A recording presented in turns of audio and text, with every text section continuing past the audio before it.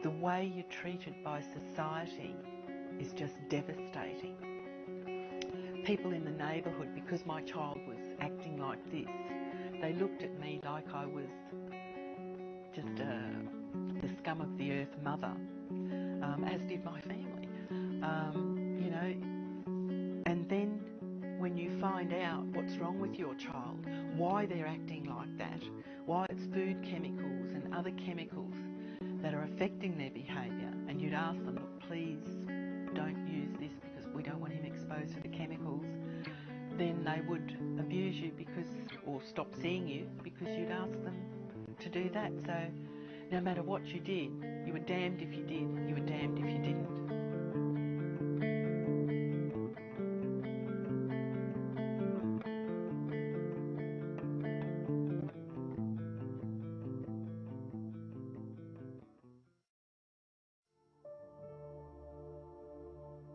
Multiple chemical sensitivity is chemical injury, chemical sensitivity, MCS.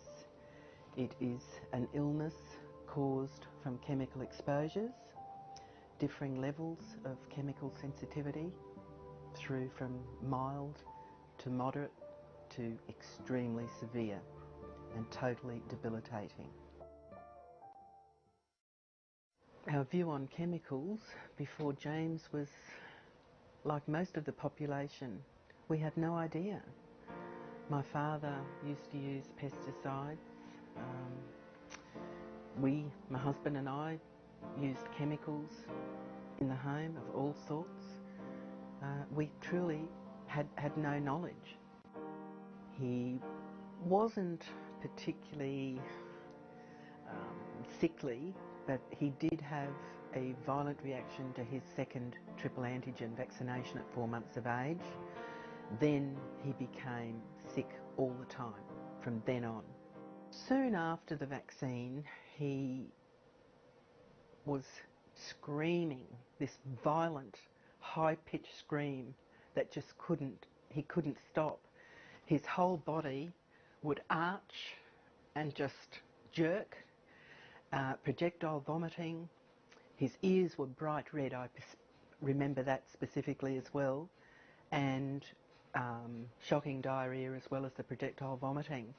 But the screaming was just awful. I did make a terrible error of judgment again as a parent. I let him be vaccinated for his school entry. I shouldn't have. A lot of guilt there.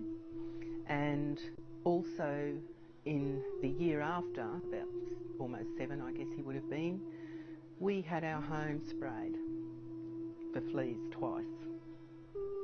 I look back and I think I was one of the ignorant people.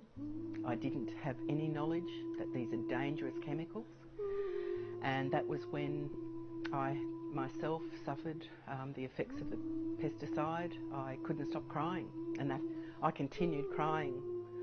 Look, it would have been at least 3 years or more. And my son's behaviour deteriorated. He was becoming violent and psychotic.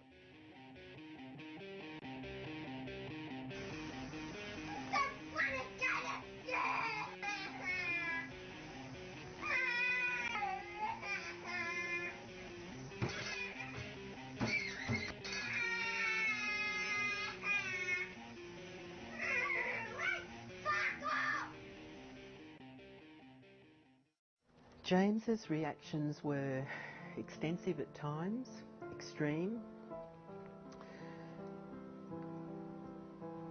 He would have the most destructive headaches, I guess would be the only way I could describe it. As a tiny little boy, I'd be bathing him and he'd say, "Mummy, if you don't stop these headaches, I'm going to kill myself. I can't stand it." Sometimes he would have a reaction up to 20 times a day where he would just not only be so ill, but then the behaviour, he'd tear the place apart, throw things, destroy furniture, break things, put holes in the wall.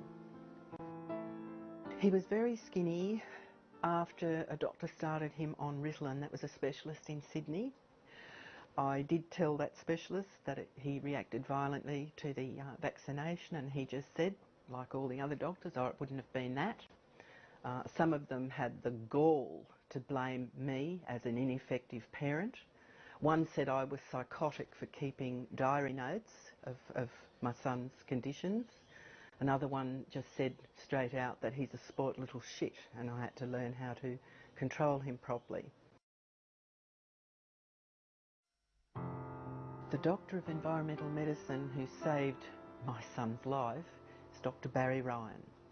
He's well respected around the world for his knowledge of environmental medicine. He did a lot of testings, of course, and sent different samples even to a lab in Melbourne, I think it was, and he was chemically overloaded. And we'd gone to other testings as well, and he was definitely suffering from multiple chemical sensitivity. He was chemically injured. When we realised it was chemicals harming my son, your whole life has to change. Everything that you did before is now different. You do truly have to remove all the chemicals from your home and not use them. You have to try and ensure that people that are coming to visit you don't have dry clean clothing on, or pesticide contaminated clothing, or perfume, etc. It's a huge process, and a lot of times you lose your family. It's affected my life to such an extent where you don't have your own life. It just takes everything from you because your life is consumed protecting your child or the person suffering chemical injury, MCS. James passed the time after leaving school when he was 10 by surviving.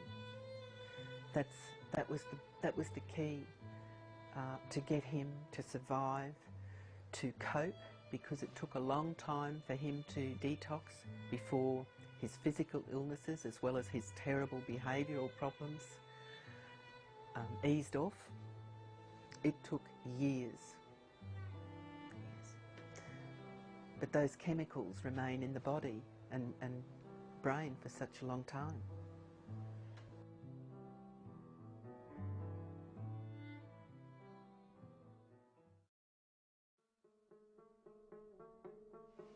I have started getting this website together just a few years back, but that was after about 19 years of work since my son's, or 18 years, since my son's violent reaction to the vaccine. I did a lot of work in that regard.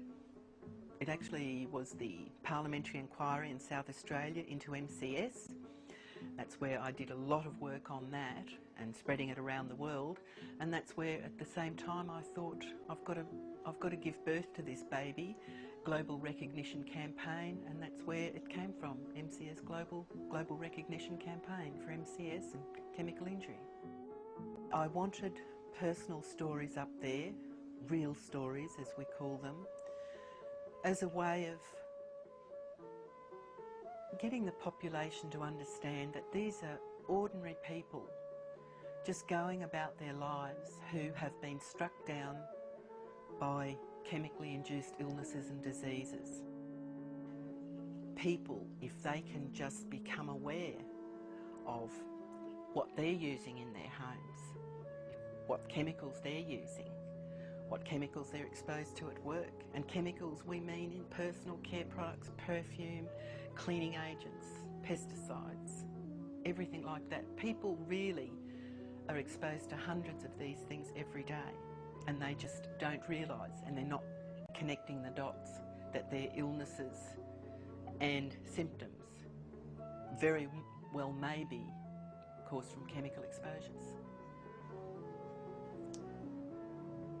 My final words are, please, everyone, when you see this website, just know that it's real, respect it, respect the data that you see on it, act on it, and embrace it. Choose and use chemical-free alternatives to everything you can in your life, and don't end up a statistic like the people on this website and millions of others around the world, please.